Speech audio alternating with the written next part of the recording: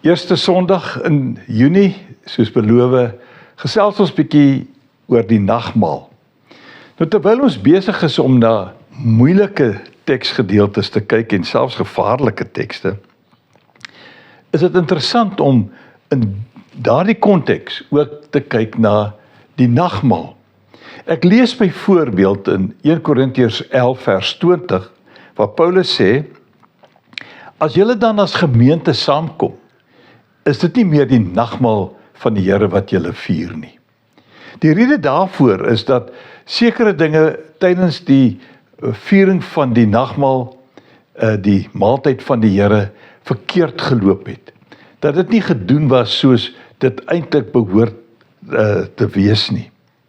En kom ons gaan kyk dan bietjie nader na wat moontlik daar verkeerd kon gegaan het. En kom ons kyk ook in die konteks van ons huidige fase waar ons vandag is, of ons nie dalk ook aan hierdie oortredings skuldig kan wees nie, want dit maak die teksgedeeltes eintlik ook dan gevaarlik. Ons gaan na hierdie gedeelte kyk, daar's 'n hele paar tekste, maar om dit alles deur te lees gaan nou nie baat nie, maar ek gaan by elkeen van hierdie gedeeltes stil staan. Dit kom uit 1 Korintiërs 11 van vers 27 tot by vers 32.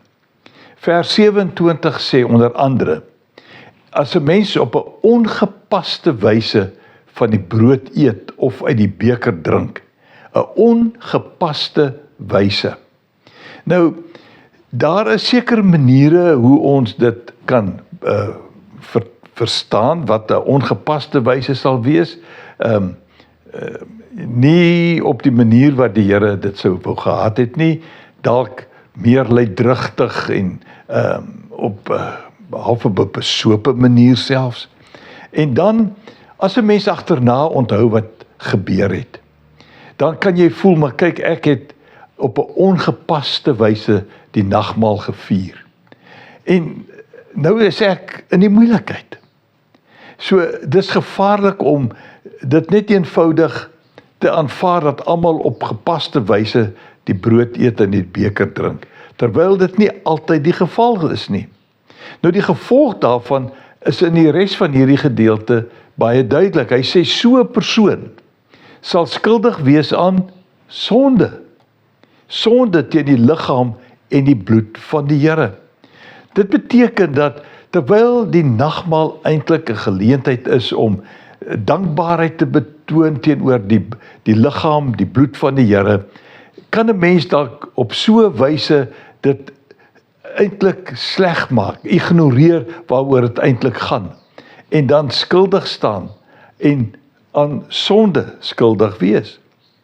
Maar nou kom vers 28 en hy sê, elkeen moet eers homself ondersoek voor hy van die brood eet en uit die beker drink. Dis baie belangrik dat jy weet wie jy is, waarmee jy te doen het en ook saam met wie jy dit doen. Jy moet jouself ondersoek. Maak seker jy weet waaroor dit gaan. Maak seker die mense saam met wie jy die nagmaal hou, weet ook waaroor dit gaan. Want nou lees ek in vers 29. Die rede waarom jy jouself moet ondersoek, is want hy wat eet en drink sonder om te besef dat dit die liggaam van die Here is, bring daardeur 'n oordeel oor homself. Nou 'n mens kan dalk sê, joh, ons het nou bietjie te ver gegaan. En daarom is hierdie gedeelte eintlik ook gevaarlik. 'n Mens kan jouself in 'n onbenydenswaardige posisie sien. Vers 30 sê, as dit gebeur, is daar baie swakes, as jy met ander woorde nie besef dat dit die liggaam van die Here is waarmee jy te doen het by die nagmaal nie. Is baie mense swak en siek en sterf daar baie van julle. Nou dit is 'n waarskuwing om die nagmaal reg te gebruik of teen die verkeerde gebruik van die nagmaal. Maar nou dink ek ook, dit is waar dat swakkes en siekes en mense doodgaan in die gemeente en sovoorts. Maar omdat hulle die nagmaal nie reg gebruik nie, en daarom selfs doodgaan, is 'n baie vreemde beginsel, selfs vreemd aan die skrif. Ek vermoed dat dit hier gaan oor geestelike swakheid, geestelike siek word en geestelik doodgaan. Nie noodwendig fisies nie. En daarom behoort 'n mens ook hierdie wonderlike nagmaalviering so te waardeer, dat jy eintlik nie swak word nie, maar sterker. Dat jy nie siek is nie, maar gesond. En dat jy nie sal sterf nie, maar sal leef vir die Here. Daarom sê vers 31, as ons onsself vooraf reg ondersoek het, sou ons nie onder die oordeel gekom het nie. Baie mense voel vandag dalk skuldig en baie, daar is ook dalk mense, en dit is 'n feit, dat mense weier om in die nagmaaltafel te kom sit. Want net vind ek uit, ek het net nie so reg presies gedoen soos wat ek hoort nie, en soms kan daar dalk by die gemeente sekere vereistes aan jou gestel word voordat jy die nagmaal kan vier en dinge, en as jy dit nie reg doen nie, dan ondersoek jy jouself nie goed genoeg nie, en dan word jy geoordeel, terwyl as jy dit reg doen, dit nie sal gebeur nie. Nou kom vers 32, hy sê, ons word deur die Here geoordeel en getuigtig. Wat hy eintlik wil sê is, kyk 'n bietjie na wat in hierdie gedeelte gesê word.